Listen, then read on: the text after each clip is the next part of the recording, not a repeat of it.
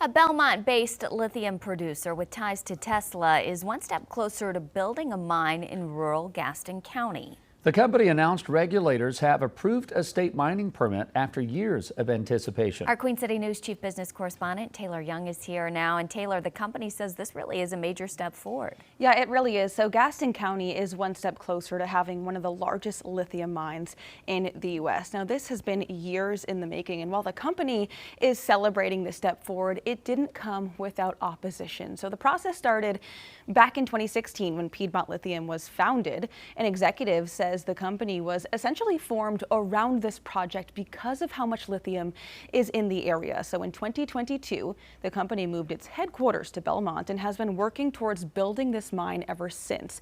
So with the local approval pending, Piedmont says the project would add more than 400 full-time jobs to the area, as well as create one of the largest sources of EV battery components in the country.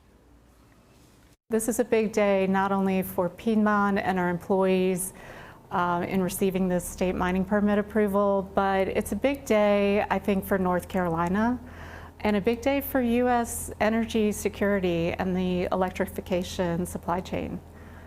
Getting a U.S. mine operation permitted is big. Now, as mentioned, the announcement comes after years of opposition from locals in the community. Over the years, hundreds have piled into county commissioner meetings to speak about the mine and how much they are against it, actually. What are some of the reasonings for those that are against it? Yeah, so if you just drive around the property of where this mine is, you see signs all over the place, signs that you may have seen in that video, pretty much saying that we do not approve of this mine. And I did speak with one gentleman who he has lived in this area since the 70s.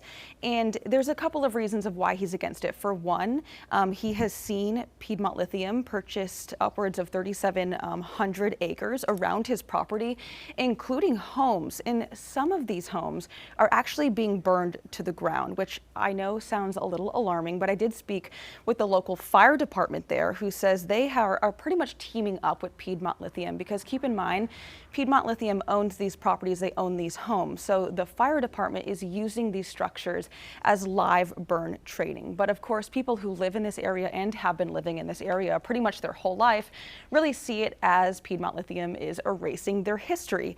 And the other reason is that locals are really concerned about what this could do for their health, specifically air quality and water quality, because a lot of them are on wells right now. And this has been ongoing. We've been following this for years now. What is the answer from Piedmont to those concerns? Yeah, so I think that the permit process being approved was really kind of like the validation that they were hoping to give the neighbors in this area. I spoke with an executive yesterday who says, you know, we have been talking about how much we care about your health and situation, and the fact that the state has approved this permit process shows that it wouldn't have been approved if safety and health was going to be an issue here.